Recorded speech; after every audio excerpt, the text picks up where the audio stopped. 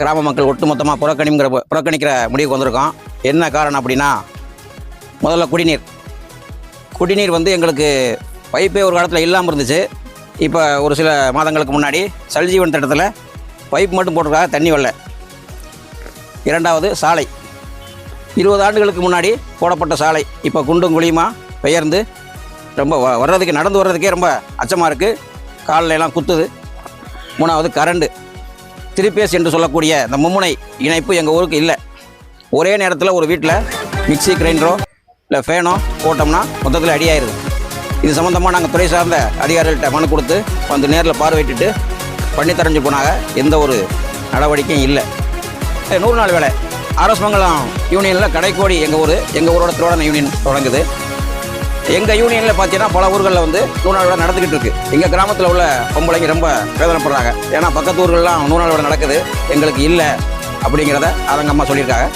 எல்லா காரணங்களுக்காக சேர்த்து தான் ஒட்டுமொத்தமாகவே நாங்கள் தேர்தலை புறக்கணிக்கிறதா நான் முடிவு பண்ணியிருக்கோம். இது இத்தனை வருஷமாக நாங்கள் தண்ணி கஷ்டம் எங்களுக்கு வந்ததுனால எதுவுமே செய்ய முடியலை. நாங்கள் வர்ற இவங்ககிட்ட பூரா சொல்கிறது, அரசியர் வந்து ஓட்டு வாங்க வரும்போது மட்டும் ஆகும்னு சொல்லிட்டு போகிறாங்க.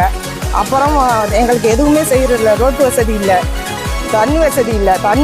தண்ணினால பிரச்சனை. எங்கள் ஊரில் பாதி பேருக்கு கேன்சர் வந்து பிரச்சனையா எவ்வளவோ பாதிப்பாயிருச்சு. நாங்கள் எவ்வளவோ சொல்லியும் எங்களுக்கு எந்த இதுவுமே கிடையாது. நாங்கள் தண்ணி கஷ்டத்துலையும் ரோட்டு கஷ்டத்துலையும் ரொம்ப கஷ்டப்படுறோம். ஒரு பானை 15 ரூபாய்க்கு வாங்கி சாப்பிட்றோம். நாங்கள் என்ன வருமானம் இருக்குது எங்களுக்கு? நாங்கள் விவசாயிட்ட நாங்கள் அதை விட்டு என்ன பண்ணுறது? நாங்கள் எவ்வளவோ சொல்லணும், எதுவுமே செய்கிறதில்ல. இத்தனை வருஷமாக நான் வந்து 40 வருஷம் ஆச்சு. 40 வருஷமாக நாங்களும் சொல்கிறோம், எங்களுக்கு எந்த வசதியும் இல்லை. நான் கலெக்டர்கிட்ட சொல்லியிருக்கோம், இங்கே எம்எல்ஏட்ட சொல்லியிருக்கோம். வர்றது அவனை பூரா ரோட்டில் வந்து தண்ணியை வந்து பார்த்துட்டு போனாங்க. எத்தனையோ கலெக்டர் வந்து பார்த்துருக்காங்க. எங்களுக்கு வந்து ஆகும்னு சொல்லிட்டு போகிறாங்க, எதுவுமே கிடையாது. எங்கள் ஊரில் வந்து அடிப்படை வசதிகள்லாம் இல்லை.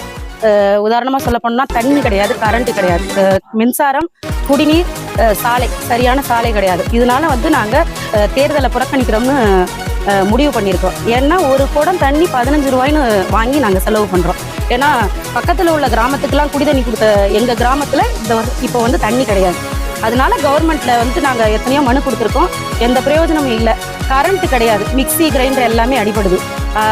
அதுக்கு மேலே பார்த்தா சாலை கிடையாது. யாருக்கும் உடம்பு முடியலனாலும் தூக்கிட்டு போகிறதுக்கு கூட அடிப்படையான சாலை, ஒழுங்கான சாலை கிடையாது. ஏன்னா 20 வருஷம் ஆச்சு ரோடு போட்டு. அதனால எங்கள் ஊர் மக்கள் எல்லாம் என்ன முடிவு பண்ணி தேர்தலை புறக்கணிக்கிறோம் அப்படின்னு சொல்லிட்டு முடிவு பண்ணோம்.